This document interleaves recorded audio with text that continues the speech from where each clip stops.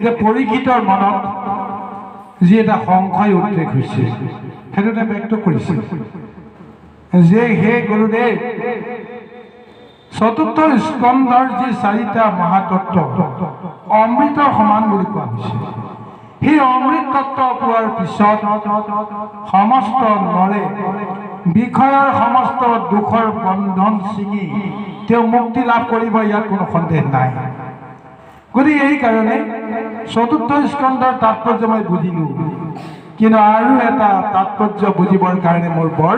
ইচ্ছা গৈছে প্ৰিয়ব্ৰতৰ চৰিত্ৰ অদ্ভুত চৰিত্ৰ সেই চৰিত্ৰৰ কথাটো এতিয়া পৰীক্ষিতৰ মনত সোমাইছে কিন্তু ৰহস্যটো ভেদ কৰিব পৰা নাই কেনেকৈ আচৰিত চৰিত্ৰ এটা তেওঁ ব্যক্ত কৰিছে হে গুৰুদেৱ যিজন প্ৰিয়ব্ৰত নাৰদৰ পৰা মহাজ্ঞান তেওঁ লাভ কৰিছিল এই নাৰদৰ পৰা মহাজ্ঞান লাভ কৰি কৃষ্ণৰ চৰণৰ অবিহনে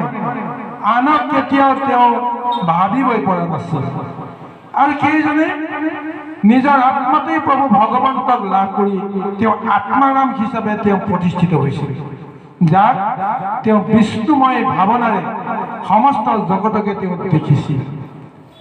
নিজৰ দেহৰ প্ৰতি তেওঁৰ কোনো অভিলাষী নাছিল তথাচ এইহেন এজন মহাপুৰুষ কেনেকৈ বিষয়মতী হ'ল কেনেকৈ তেওঁ ব্ৰহ্মময় ধাৰণা গ্ৰহণ কৰাৰ পিছতো বিষয়ৰ সংসাৰলৈকে আহিব লগা হ'ল এই কথাটোতো নিশ্চয় কিবা নহয় কিবা এটা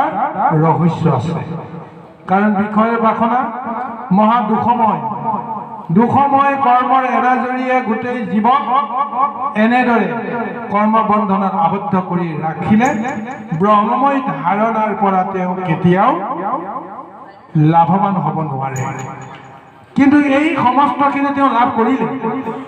আৰু বিষয়ৰ সমস্ত বান্ধোন ব্যৱস্থাবিলাক নিশ্চয় মোহজয়ী বুলি জানিও মায়াজয়ী বুলি জানিও কিয় প্ৰিয়ব্ৰতে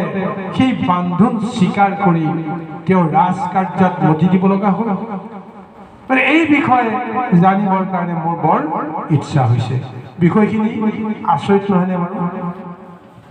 ব্ৰহ্মচাৰী পুৰুষ এজন পৰম বৈৰাগী পুৰুষজনে কি কাৰণত তেওঁ আকৌ সংসাৰত যদি প্ৰৱেশ কৰিব লগা হয় ভক্তসকলৰ কাৰণে বৈষ্ণৱসকলৰ কাৰণে একান্ত শুদ্ধ মতি থকা সকলৰ কাৰণে ই এটা আচৰিত বিষয় নহয়নে বাৰু ঠিক তেনেকৈ এতিয়া এই ৰহস্যটো ভেদ কৰিবৰ কাৰণে পৰীক্ষিতৰ মনতো এটা উদ্ৰেক হৈছে তেওঁ মনত এটা ভাৱনা আহিছে যে এই কৰ্মটো প্ৰিয়ব্ৰতে নিজে কৰোঁ বুলি কৰা নাই চাগে তেওঁ পুনৰবাৰ ব্ৰহ্ম যোগী হৈও পুনৰবাৰ কৰ্মবন্ধনত জড়িত হ'বৰ কাৰণে তেওঁ কেতিয়াও ইচ্ছা কৰা হয়তো নাছিল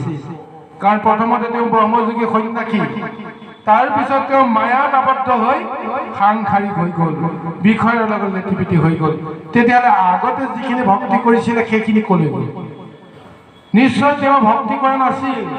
স্বপ্নপেক্ষী কিবা এটা ৰূপ লৈ ভকতিৰ আচৰণেৰে তেওঁৰ নিজৰ বিষয়ৰ সমস্ত ভাৱনাবিলাক তেওঁ চৰিতাৰ্থ কৰিবৰ কাৰণে প্ৰযত্ন কৰিছিল এনেদৰে সমাজত হয়তো এটা বিৰূপ ধাৰণা আহে সেইকাৰণে কৈছে মহন্তৰ এয়া কৰ্ম কেতিয়াও হ'ব নোৱাৰে কিন্তু পৰীক্ষিতৰ মনত যিটো ভাৱনা আহিল সেই ভাৱনাটো এতিয়া ছেট কৰি দিবৰ কাৰণে সুকমণিয়ে তেওঁৰ ওচৰত এই বুলি সমস্তখিনি ব্যক্ত কৰিলে যে ৰাজাৰ বচন হেন শুনিলন্ত সুখে কহিবাক লৈলা কথা পৰম উৎসুকে যি কথা পুছিলা তুমি সত্য ইটো বাণী বিষয় লম্পট যিটো দেহ অভিমানী হয় তোমাৰ মনত অহা ভাৱনাবিলাক অসত্য নহয়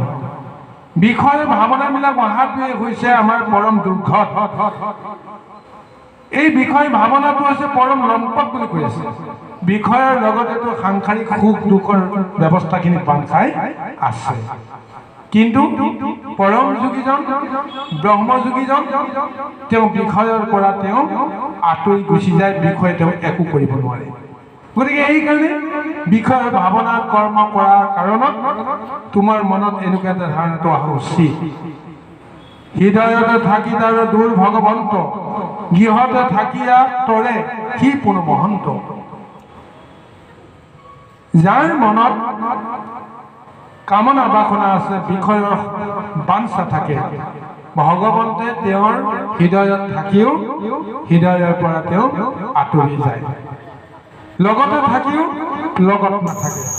এনেকুৱা এটা স্বৰূপ বিষয়সকলৰ ক্ষেত্ৰত ভগৱন্তৰ লগত সংঘটিত হয়। গতিকে সেইকাৰণে গৃহতে থাকিয়ে সমস্ত সুখ ভোগ বিষয় ভোগ কৰাৰ পিছত ভগৱন্তক পাব পৰা কথাটো ইমান সহজ কথা নহয়, কিন্তু প্ৰিয়মতে পালে সেইটোৱে হৈছে শংকা, পৰীক্ষিত নহয় কেনেকৈ সম্ভৱ। গতিকে তাৰ উত্তৰতে এই কথাখিনি মুকমনি কৈছে যে কৃষ্ণৰ আজ্ঞাক মানি কৰে কৰ্ম যত, আশগতি নকৰাৰ বিষয় অসুখত। আচল কথাটো কৈছে, যি কৰ্ম কৰিব লাগে সমস্ত কৃষ্ণৰ আজ্ঞা বুলি মানি আমি যদি কৰ্ম কৰোঁ, সেই কৰ্মত বিষয় জড়িত হৈ নাথাকে, সেই কৰ্মত সুখ ভোগৰ কোনো বাঞ্ছা নাথাকে। গতিকে সেই তত্ত্বটোকে কৈছে যে কৰাচিত মন্দত আৰু নাহি একো কালে, বিষয়ৰ বাসনা তাক কি কৰিব পাৰে। আৰু সেইজনে সমস্ত বিষয় কৰ্মই কৰে, তেওঁ বিষয় বুলি তেওঁ অনুভৱ নকৰে, কৃষ্ণৰ আজ্ঞা বুলি কৃষ্ণৰ কৰ্ম বুলি তেওঁ কৰ্মখিনি কৰে। চাওকচোন বাৰু, পিতৃয়ে আজ্ঞা দিলে, ঈশ্বৰেও আজ্ঞা দিলে যে তুমি সংসাৰিক হ'ব লাগিব আৰু সংসাৰত তোমাৰ দৰে এজন ভক্তই গুণৱন্ত ৰজাই প্ৰজা পালন কৰিব লাগিব, তেতিয়াহে জগতৰ কল্যাণ হ'ব। এইটোৱেই মুখ্য বিষয়। গতিকে ৰজা হ'লে তেওঁ বিষয়ী হ'ব লাগিব, বিষয়ী হ'লে তেওঁৰ ইন্দ্ৰিয়ৰ প্ৰবৃত্তিবিলাকৰ লগত তেওঁ সম্বন্ধ কৰিব লাগিব। ৰাজধৰ্ম পালন কৰিবলৈ যাওঁতে খং, ৰাগ, অভিমান, দম্ভ, সদাচাৰ আৰু অত্যাচাৰ, ঠিক এনেদৰে সমস্ত কৰ্ম বিধিমতে তেওঁ পালন কৰিবই লাগিব। শৌৰ্য বৃত্তি ধৰাজনক তেওঁ দণ্ড বিহিবৰ কাৰণে তেওঁ খং, ৰাগ, অভিমান এই সমস্তবিলাক তেওঁ প্ৰয়োগ কৰিব নালাগিব। গতিকে এইজন পৰম বিষয়ী, কিন্তু সেইজন বিষয়ে কেনেকৈ সেই বিষয়ৰ লগত সম্বন্ধ এৰাব পাৰে, যেতিয়া তেওঁ সমস্ত কৰ্ম ঈশ্বৰৰ কৰ্ম বুলি জ্ঞান কৰি, ঈশ্বৰৰ আজ্ঞা বুলি জ্ঞান কৰি, গুৰুৰ আজ্ঞা বুলি জ্ঞান কৰি সেই কৰ্মখিনি কৰে, সেইটো বিষয় কৰ্ম হৈ নাথাকে। গতিকে এই তত্ত্বটোকে কৈছে যে এনেদৰে কৰ্ম কৰিলে সি যি কৰ্মই নকৰক কিয় ভক্তসকলৰ কাৰণে অসম্ভৱ বুলি একো কথা নাই। এয়া চৰম এক সিদ্ধান্ত প্ৰভু ভগৱন্তে দি থৈছে। গতিকে সেইকাৰণে কৈছে যদি কৰা চিটো আত ভকতি কৰন্ত, বিষয় বিঘিনিতাত ৰাখা ধৰ্মান্ত। এতেকে জানিবা ৰাজা কহু খাৰে খাৰ, মন্দ নাহি একো কালে কৃষ্ণ ভক্ত। কিমান সুন্দৰভাৱে কৈছে, বিষয়ৰ কৰ্ম যিয়েই নকৰক কিয় যদি তেওঁ সদায় ভকতি আচৰণ কৰে, কোনো বিষয় বিঘিনিয়ে তেওঁক চুব নোৱাৰে, ভকতক কোনো অপৰাধে কেতিয়াও স্পৰ্শ কৰিব নোৱাৰে। এই তত্ত্বটোকে প্ৰদান কৰি কৈছে। ৰজা হ'লে যে বিষয়ী হ'ব লাগিব তাৰ কোনো কথা নাই। জনকো ৰজা আছিলে, তেওঁ কিন্তু বিষয়ী নাছিল। বিষয়ী নাছিল কাৰণে প্ৰভু ভগৱন্ত যেতিয়া তেওঁৰ ওচৰলৈ গ'ল,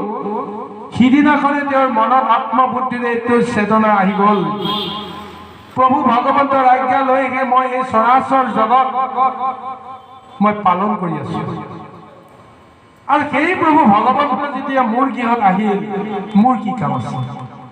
তেওঁৰ সমস্ত জগত মই তেওঁৰ ওচৰত সমৰ্পণ কৰি দিম, আৰু মই নিজেও যদিও তেওঁৰ অংগ, গতিকে ময়ো তেওঁৰ চৰণতে বা তেওঁৰ আত্মাতে মই বিলীন হ'বৰ কাৰণে মই নিজকে নিবেদন কৰিম। মোৰ বুলিবলৈ এতিয়া জগতত একো নাই, এনেকুৱা ভাৱনালৈ ৰজায়ো প্ৰভু ভগৱন্তৰ চৰণত সমৰ্পিত হৈছে। এনেকুৱা ভাৱনাই যদি আমি কৰ্ম কৰোঁ, যি কৰ্মই নহওক কিয়, লোকে যদি কয় সেয়া বিষয়ী হ'ব পাৰে, বিষয়ী তাত কিন্তু কোনো কলুষিতা নাই, তাত কোনো কলংক নাথাকে, তাত সদায় নিৰ্মলতা থাকে, পবিত্ৰতা থাকে। ভগৱন্তই সেই কৰ্মত সদায় আনন্দ প্ৰকাশ কৰে। আৰু সেইজন ভকত প্ৰিয়বত আজি এনেকুৱাই এটা উদাহৰণ সুকমণিৰ জৰিয়তে প্ৰদান কৰি গৈ আছে কৃষ্ণ